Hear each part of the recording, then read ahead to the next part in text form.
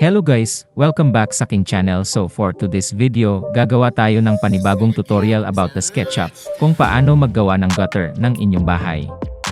Bago natin simulan, huwag niyong kalimutan mag-subscribe sa aking channel, at i-click ang subscribe button para updated kayo sa mga panibago kong video.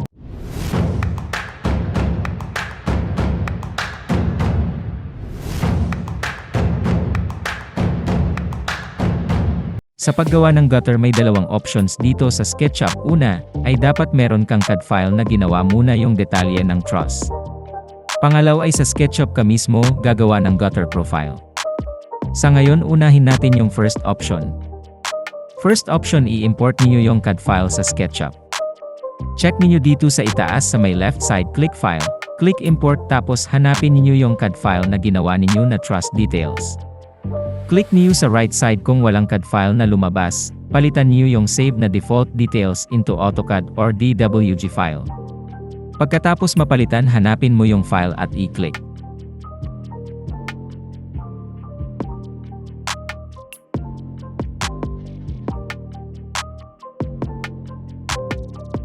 Pagkatapos i-rotate mo yung truss detail na naayon sa kanyang posisyon, at ilagay sa roof para ito yung guide mo kung ikaw ay mag-trace sa gutter.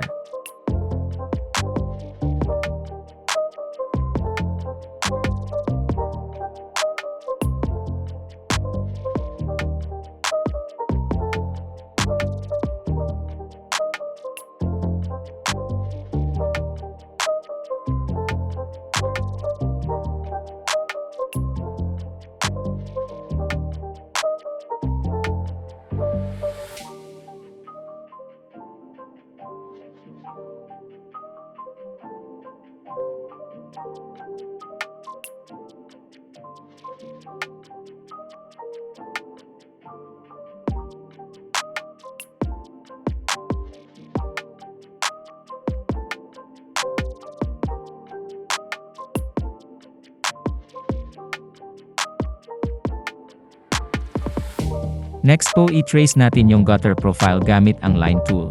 Click line sa itaas, at simulan na ang pag-trace until makagawa tayo ng plane.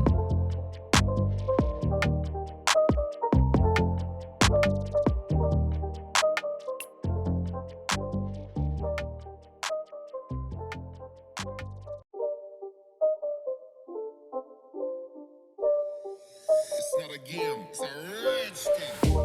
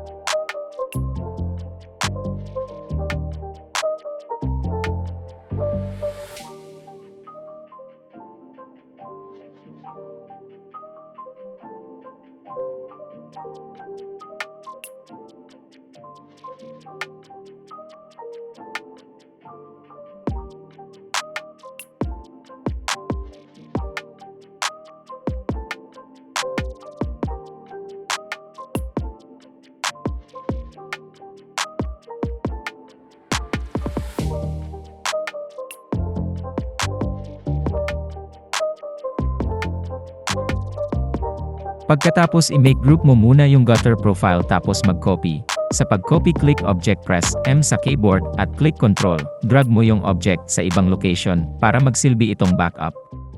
Tapos balik tayo sa nagawang gutter, click object and explode. It's not a game, it's a rich thing. Pagkatapos ma-explode, gawa tayo ng path o linya sa buong roof.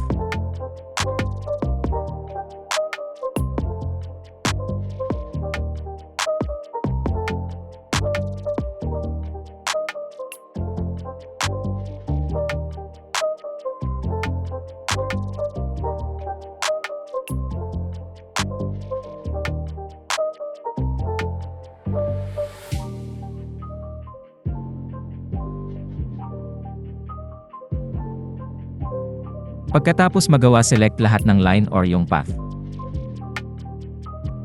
Dapat i-double check ninyo if na-select na ba ang lahat na linya or yung path, kasi hindi siya gagana kapag may linya na hindi na-select. Pagkatapos na-select na ang lahat na linya, click tool sa itaas o sa menu bar ng Sketchup, click follow me.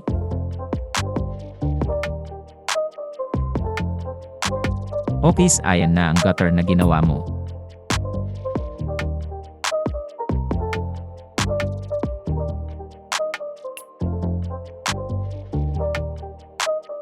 Lagyan natin ng color, click paint bucket tool at select yung gusto ng color at i-click mo sa gutter. Sa part 2 naman ng video, ay gagawin natin yung option 2. Hopefully may natutunan kayo sa videong ito.